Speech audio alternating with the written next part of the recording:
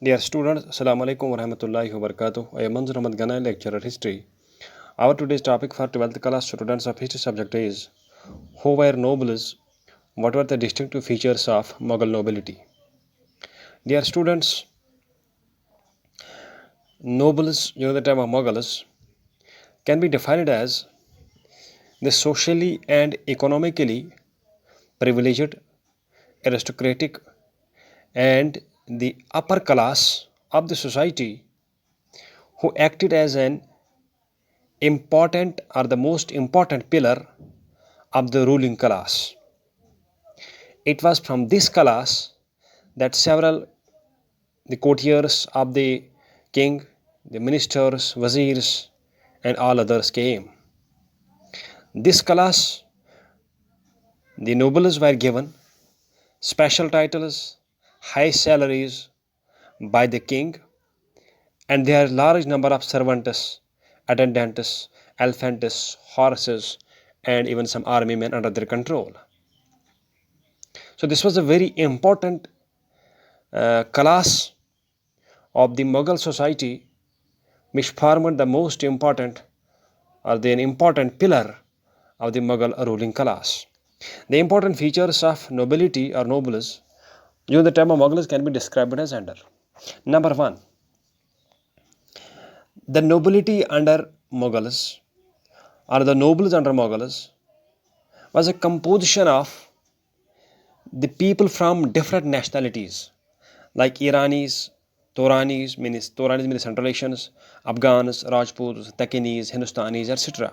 means that this nobility in which a large number of high class people were part of, and the people from different nationalities. It was not this homogeneous class of only one nationality. There were the people of different nationalities because Mughals came from the Central Asia.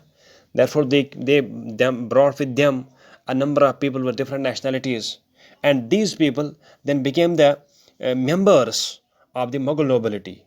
So we can say the people in the nobility were not only the Indians, but were the people from Iranians, but from Iran, from Central Asia, from Afghanistan, from other parts of India. Number one. Number two, all nobles were very much loyal and obedient to the king, and they were generally called as Guldasta. Number three, all nobles were given position and awards by the king purely on the basis of their services and loyalty to the king. Means more loyal, if a noble was more loyal to a king, he was sure to get more salaries and more benefits, more awards. If a noble was not that much loyal to the king, then he would get less awards and less benefits from the king. Number three, the nobles participated in military campaigns. As we know, they had a contingent of troops as well under their control. So they participated in military campaigns with their armies and also served as officers in their provinces. Number four, there was a special quota of nobles stationed at the court, at the darbar of the king.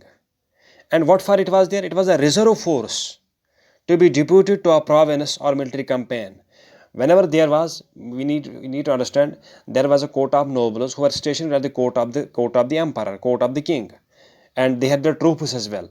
Whenever there was any necessity or need of any military to send any army or military campaign to any province or any other area, these nobles and their troops were kept there as a reserve force. Whenever any immediate need was there, this force was sent to that province or to that area to fight the military campaigns, to fight these battles.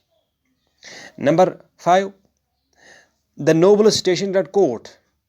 As you know that there was a quota of nobles at the royal darbar, had the responsibility of guarding the emperor and his household around the clock. So this was the nobles or the aristocratic class or the highest class of the society who were in the this administration at the court.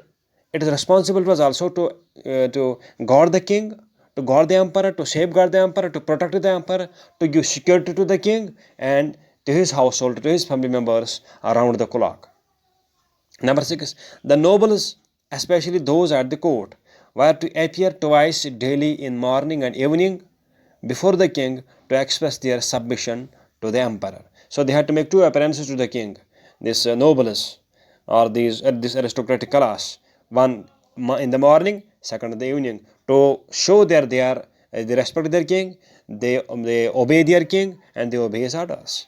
Number 7, the cordial and this good relation between the king and his nobles ensured peace and prosperity. Means that whenever there was a cordial relation between king and the nobles, because king was at the topmost position and he was followed by nobles as the most important class of the society, who had wealth, who had high salaries, high titles. And if there was cordial relation between king and the nobles, then there was peace and security. And if there used to be a tussle between king and the nobles, then there was quite this law and order problems, chaos and confusion used to be there. So in nutshell, we can say nobility was an important pillar of the Mughal administrative system. Thank you.